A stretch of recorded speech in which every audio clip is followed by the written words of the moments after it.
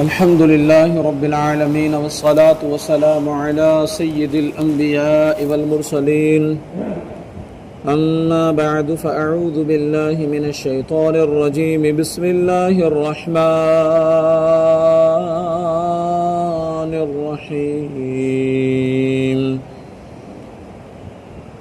قل اهبطوا منها جميعا فإما يأتينكم مني هدى فمن تبع هداي فلا خوف عليهم ولا هم يحزنون والذين كفروا وكذبوا بآياتنا أولئك أصحاب النار هم فيها خالدون صدق الله العظيم.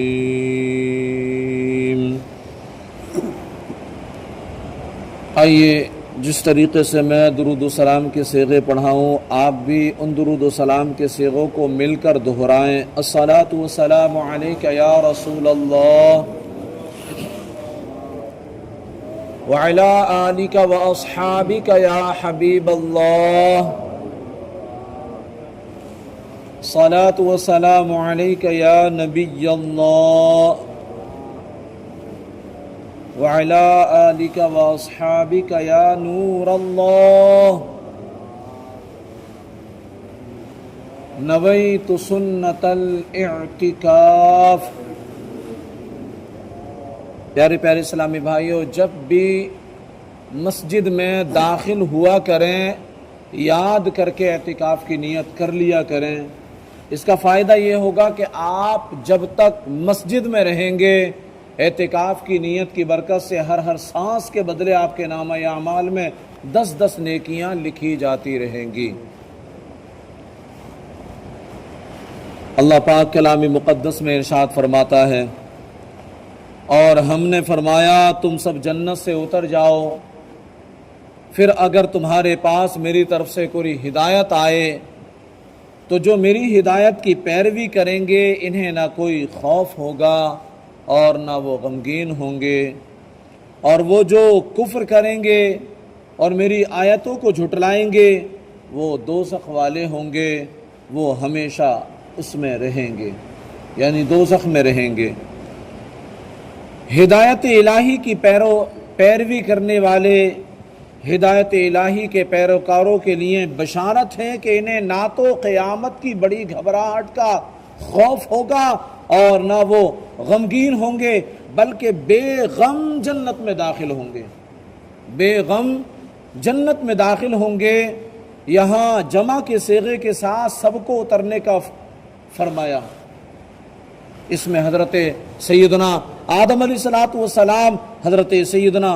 حوا رضی اللہ عنہ کے ساتھ ان کی اولاد بھی مراد ہے جو ابھی حضرت آدم علیہ السلام کی پشت میں تھی. اچھا، یہاں پر ایک بات ضمناً میں آپ کو عرض کرتا چلوں کہ ہم جو بیٹھے ہیں، سب سے پہلی بات تو یہ کہ ہم اللہ کے مقدس گھر، پاکیزہ گھر مسجد میں بیٹھے ہوئے ہیں، جس کے تقدس کا، جس کے ادب و احترام کا، جس کی تعظیم کا حکم ہمیں فرمایا گیا کہ جب تم مسجد میں چلو تو پیر بھی تمہارے اتنے زور سے نہ پڑیں کہ جس کی آواز پیدا ہو جائے. اتنا اس کے ادب کے تعلق سے فرمایا گیا. دوسری بات یہ کہ مسجد میں آ کر کے ہم کچڑا نہ ڈالیں، کیونکہ جس طریقے سے آدمی کی آنکھ میں کوئی تنکا، کوئی ذرہ، کوئی کچڑا اگر پڑ جائے تو اس کو جیسے تکلیف ہوتی ہے مسجد میں، ویسے ہی کچڑا ڈالنے سے مسجد کو بھی تکلیف ہوتی ہے. تو اس کی صاف صفائی کا اور اس کے تقدس کا پورا خیال ہمیں رکھنا ہے. اور تیسری بات یہ کہ بزرگان دین نے اور حدیث پاک میں بھی اس کی بے شمار تاکید آئی ہے کہ جو مسجد کی صفائی کرتے ہیں اللہ پاک ان کے دلوں کی صفائی کر دیتا ہے. ان کے ایمانوں کو چمکا دیتا ہے، ان کے سینوں کو نور ایمان سے منور کر دیتا ہے۔ تو ہم سب کو چاہیے کہ ہم مسجد کی صاف صفائی کا خیال رکھا کریں۔ اچھا، یہاں پر ایک بات اور عرض کرتا چلوں کہ ہم جو محفل میں بیٹھے ہیں یہ دین کی محفل ہے، یہ قرآن کے درس کی محفل ہے، یہ حدیث پاک کے درس کی محفل ہے، جس کے تعلق سے بڑے ادب کے ساتھ بیٹھنے کا حکم فرمایا گیا۔ حضرت امام مالک جو بہت بڑے مجتہد ہیں اور بہت بڑے علم والے اللہ والے ہیں، ان کے تعلق سے آتا ہے کہ ایک مرتبہ آپ اپنے شاگردوں کو علم کا درس دے رہے تھے، علم حدیث کا درس دے رہے تھے۔ بات ذرا توجہ سے سننا تاکہ سمجھ میں آئے۔ تو یکایک ایک مرتبہ آپ درس حدیث اپنے شاگردوں کو دے رہے تھے، حدیث کا درس دے رہے تھے کہ آپ کا چہرہ متغیر ہو جاتا ہے، تبدیل ہو جاتا، چہرہ زرد پڑ جاتا۔ تو جو شاگرد تھے، شاگردوں میں بھی کچھ لوگ ایسے ہوتے ہیں جو اپنے استاد کا بڑا خیال رکھتے ہیں، بڑی محبت رکھتے ہیں، بڑی انسیت ہوتی ہے ان کو کہ ان کا خیال رکھتے ہیں، ہر طریقے سے خدمت کرنے کے لیے وہ تیار ہوتے ہیں۔ ہر طبقے میں یہ لوگ پائے جاتے ہیں، چاہے وہ مدرسین کا معاملہ ہو، چاہے وہ ائمہ کا معاملہ ہو، چاہے وہ کسی بھی طبقے کے لوگ ہوں، تو ہر طبقے میں ایسے لوگ ملیں گے آپ کو کہ اپنے اساتذہ کا بڑا خیال رکھتے ہیں، علماء کا بڑا خیال رکھتے ہیں، عالم لوگوں کا بڑا خیال رکھتے ہیں، ان کی خدمت کرنے کو اپنے لیے باعث فخر سمجھتے ہیں۔ تو انہوں نے دیکھا کہ امام مالک کا چہرہ زرد پڑ گیا ہے۔ خیر، حضرت امام مالک رحمۃ اللہ تعالی علیہ نے حدیث کا درس مکمل کر دیا، اور پھر جو ہے مکمل کرنے کے بعد وما علینا الا البلاغ کہہ کر کے اٹھے۔ تو جو شاگرد محبت کرنے والے تھے، پیار کرنے والے تھے، خدمت کرنے والے تھے، پوچھ لیا حضور ہم دیکھ رہے تھے کہ جب آپ علم کا حدیث کا درس دے رہے تھے تو آپ کا چہرہ زرد پڑ گیا۔ تو آپ نے ارشاد فرمایا ہاں، کیونکہ جس وقت میں درس دے رہا تھا اس وقت میری کمر پر کوئی چیز کاٹ رہی تھی، لہذا فوراً جو ہے کرتا اٹھایا گیا تو دیکھا کہ ایک زہریلا بچھو ہے، بڑا زہریلا بچھو ہے، اور اس نے ایک دو جگہ نہیں بلکہ 8 جگہ امام مالک کے کاٹا۔ لیکن حضرت امام مالک ہیں کہ حدیث کے ادب و احترام کی وجہ سے آپ نے جنبش تک نہیں کی، بلکہ حدیث کا درس برابر دیتے رہے۔ یعنی حدیث پاک سے ایسی الفت، ایسی محبت کہ جان چلی جائے، لیکن حدیث پڑھانے کے معاملے میں ذرا کوتاہی نہ ہو، ذرا بھی بے ادبی نہ ہو، یہ اس حد تک پہنچے ہوئے۔ شاگردوں نے دیکھا، آنکھوں سے آنسو نکل گئے، حضور اتنی تکلیف کو برداشت کر رہے ہیں آپ؟ کہا کہ ہاں، یہ تکلیف میرے آقا صلی اللہ علیہ وسلم کی حدیث سے بڑھ کر کے نہیں تھی۔ تو یہاں سے پتہ یہ چلا کہ ہم اگر علم کی محفلوں میں بیٹھیں تو پورے ادب و احترام کے ساتھ بیٹھیں، پوری لگن کے ساتھ بیٹھیں، اس میں ذرا بھی بے ادبی کا شائبہ بھی نہ پایا جائے، تبھی یہ درس کے فیضان سے ہم مالا مال ہوں گے، اس درس کی برکتیں ہمیں نصیب ہوں گی، اور اس درس کی برکتوں سے ہمارے کام بھی بنیں گے انشاءاللہ۔ آگے اللہ پاک ارشاد فرماتا ہے، یا بنی اسرائیل اذکروا نعمتی التی انعمت علیکم واوفوا بعہدی اوف بعہدکم وایای فارہبون۔ اے یعقوب کی اولاد، یاد کرو میرا وہ احسان جو میں نے تم پر کیا، اور میرا عہد پورا کرو، میں تمہارا عہد پورا کروں گا، اور صرف مجھ سے ڈرو، اور صرف مجھ سے ڈرو۔ اسرا کا معنی عبد یعنی بندہ، اور ایل کا معنی اللہ، تو اسرائیل کا معنی ہوا عبداللہ یعنی اللہ کا بندہ۔ یہ عبرانی زبان کا لفظ ہے، اور حضرت یعقوب علیہ السلام کا لقب ہے۔ یہاں آیت نمبر 40 سے لے کر آیت نمبر 150 تک کی اکثر آیات میں بنی اسرائیل کے عروج و زوال، عزت و ذلت، اقبال و ادبار، جزا و سزا، قومی و اجتماعی اچھے برے کردار کا تذکرہ ہے۔ پھر اسی بیان کو قرآن پاک میں بار بار دہرایا گیا ہے، اور اس بار بار کے تکرار میں ایک بڑی حکمت قوموں کے عروج و زوال اور عزت و ذلت کا فلسفہ سمجھانا اور مسلمانوں کو اس سے عبرت دلانا ہے کہ جس طرح بنی اسرائیل پیغمبروں کی اولاد ہونے، جلیل القدر انبیاء علیہ السلام کی امت ہونے اور توریت جیسی کتاب رکھنے کے باوجود اپنے اعتقاد و عمل کے بگاڑ پر ذلیل و رسوا اور مغلوب و مقہور ہوئی، جبکہ توبہ و رجوع اور نبی و کتاب کی تعلیمات پر عمل کرنے کی صورت میں معزز و غالب ہوئی، اسی طرح امت مسلمہ بھی اپنے عروج و زوال کے اسباب کو اسی آئینے میں دیکھ سکتی ہے کہ ان کو اگر عزت ملے گی، ان کو اگر سرفرازی ملے گی، ان کو اگر بلندی ملے گی تو وہ ادب کی بنا پر ملے گی، وہ تعلیمات مصطفیٰ کی بنا پر ملے گی۔ آج سب پوچھتے ہیں کہ مسلمان مغلوبیت، ذلت و پستی کا شکار کیوں ہے؟ قرآن میں بیان کردہ بنی اسرائیل کا قومی اور اجتماعی کردار موجود ہے، تو آج کے موجودہ دور کے مسلمانوں کا قومی اور اجتماعی کردار سامنے رکھ کر موازنہ کر لیں، خود ہی سمجھ میں آ جائے گا کہ اگر بنی اسرائیل کو کانٹے بونے پر کانٹے ملتے تھے تو ہمیں کانٹے بونے پر آم کیسے مل سکتے؟ کانٹے بونے پر کانٹے ہی ملیں گے۔ اللہ فرماتا ہے اذکروا نعمتی، میرا احسان یاد کرو۔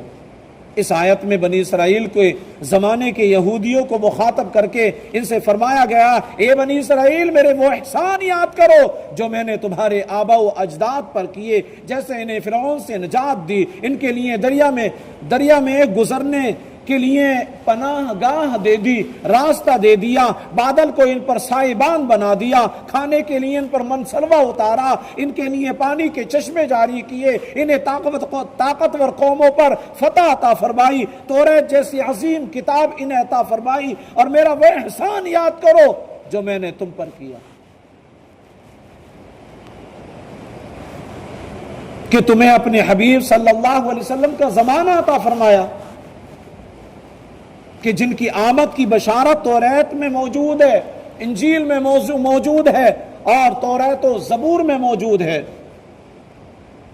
خیال ہے کہ یہاں یاد کرنے سے مراد صرف زبان سے تذکرہ کرنا نہیں ہے، بلکہ اس سے مراد یہ ہے کہ اللہ تعالیٰ کی اطاعت و بندگی کر کے ان نعمتوں کا شکر بجا لائیں، کیونکہ کسی نعمت کا شکر نہ کرنا اس کو بھلا دینے کے مترادف ہے کہ جب کسی نعمت کو یاد کیا جاتا ہے، بار بار یاد کیا جاتا ہے، تو گویا وہ شکر ادا کیا جا رہا ہے اس نعمت کا۔ اللہ فرماتا ہے وَأَوْفُوا بِعَهْدِي، اور میرا عہد پورا کرو، یعنی اے بنی اسرائیل تو میرے حبیب صلی اللہ علیہ وسلم پر ایمان لا کر وہ عہد پورا کرو جو تم نے مجھ سے کیا، اور میں اس کے ثواب کے طور پر تمہیں جنت میں داخل کر کے تمہارے ساتھ کیا ہوا عہد پورا کروں گا۔ اور اپنے عہد کو پورا کرنے کے معاملے میں کسی اور سے ڈرنے کے بجائے مجھ سے ڈرو۔ اس آیت میں جس عہد کا تذکرہ ہے اس کے بارے میں قول یہ ہے کہ اس سے مراد وہ عہد ہے جو سورہ مائدہ میں یوں ذکر کیا گیا، وَلَقَدْ أَخَذَ اللَّهُ مِيثَاقَ بَنِي إِسْرَائِيلَ وَبَعَثْنَا مِنْهُمُ 12 نَقِيبًا وَقَالَ اللَّهُ إِنِّي مَعَكُمْ لَئِنْ أَقَمْتُمُ الصَّلَاةَ وَآتَيْتُمُ الزَّكَاةَ وَآمَنْتُمْ بِرُسُلِي وَعَزَّرْتُمُوهُمْ وَأَقْرَضْتُمُ اللَّهَ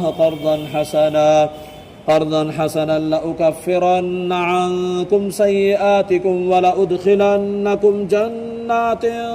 تجري من تحتها الأنهار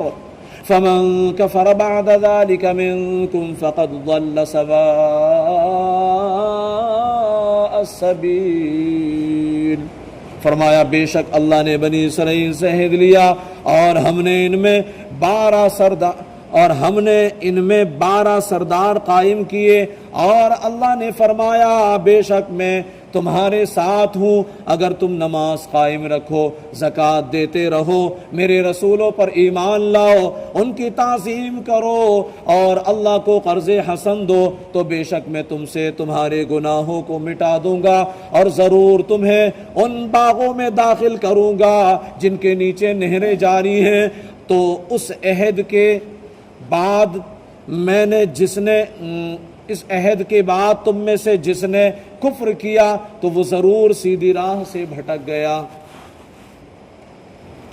اور دوسرا قول یہ بھی بیان کیا جاتا ہے کہ اس سے وہ عہد مراد ہے جو اللہ پاک نے حضرت سیدنا موسیٰ کلیم اللہ علیہ السلام کے ذریعے بنی اسرائیل سے لیا کہ میں آخری زمانے میں حضرت اسماعیل علیہ السلام کی اولاد میں ایک نبی بھیجنے والا ہوں، تو جس نے ان کی پیروی کی اور ان کے نور کی تصدیق کی جسے وہ لے کر آئے، تو میں ان کے گناہ بخش دوں گا اور اسے جنت میں داخل کروں گا اور اسے دگنا ثواب عطا کروں گا۔ یہ اللہ پاک نے عہد لیا تھا، وعدہ کیا تھا، اور اللہ پاک اپنے وعدے پر سچا ہے۔ ہمیں بھی چاہیے کہ ہم نے جو وعدہ کیے ہوئے ہیں، جس کی ہم قرآن پاک میں بار بار تذکرہ سنتے رہتے ہیں، ہمیں اس کے مطابق زندگی گزارنا چاہیے۔ اللہ پاک ہم سب کو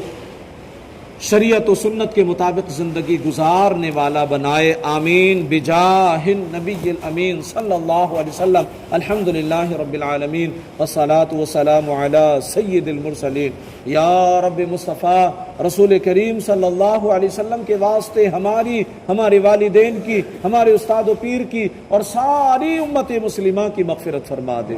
اے اللہ کلام مقدس کی تلاوت کی، اس کا ترجمہ تفسیر بیان کیا، مولا اسے اپنی بارگاہ میں قبول و مقبول فرما لے۔ اے اللہ اس قرآن پاک کی تفسیر کے حلقے کی برکت سے ہماری جملہ پریشانیاں دور کر دے، بیماریاں دور کر دے، تنگ دستیاں دور کر دے، بے روزگاریاں دور کر دے، بے اولادیاں دور کر دے، مولا تمام آزمائشیں دور کر دے۔ اے اللہ ہمارے رزق میں برکتیں دے دے، کاروبار میں وسعتیں دے دے، گھروں میں رحمتوں کے نزول فرما دے، نہ چاقیاں نہ اتفاقیاں گھروں کی دور کر دے۔ اے اللہ تمام عالم کے مسلمانوں کی جان، مال، عزت، آبرو، بالخصوص ایمان اور عقیدے کی حفاظت فرما۔ اے اللہ ہماری بستی پر خاص اپنا فضل و کرم فرما دے، ایسا کرم فرما کہ ہماری بستی کا بچہ نمازی بن جائے، قرآن کا قاری بن جائے، میدان کا غازی بن جائے، کعبے کا حاجی بن جائے، نیک متقی پرہیزگار بن جائے۔ اے اللہ ہماری ان دعاؤں پر اپنے محبوب کریم رؤوف الرحیم صلی اللہ علیہ وسلم کے صدقے طفیل رحمت کی نظر فرما دے۔ سبحان ربک رب العزت عما یصفون وسلام علی المرسلین والحمد للہ رب العالمین۔ لا الہ الا اللہ محمد رسول اللہ صلی اللہ علیہ وسلم۔ یا نبی سلام علیکہ، یا رسول سلام علیکہ، یا حبیب سلام علیکہ، صلوات اللہ علیکہ۔ آپ کا تشریف لانا وقت بھی کتنا سہانا، جگمگا اٹھا زمانہ، حوریں گاتی تھی ترانہ۔ یا نبی سلام علیکہ، یا رسول سلام علیکہ، یا حبیب سلام علیکہ، صلوات اللہ علیکہ۔ جان کر کافی سہارا لے لیا ہے در تمہارا، خلق کے وارث خدارا، لو سلام آقا ہمارا۔ یا نبی سلام علیکہ، یا رسول سلام علیکہ،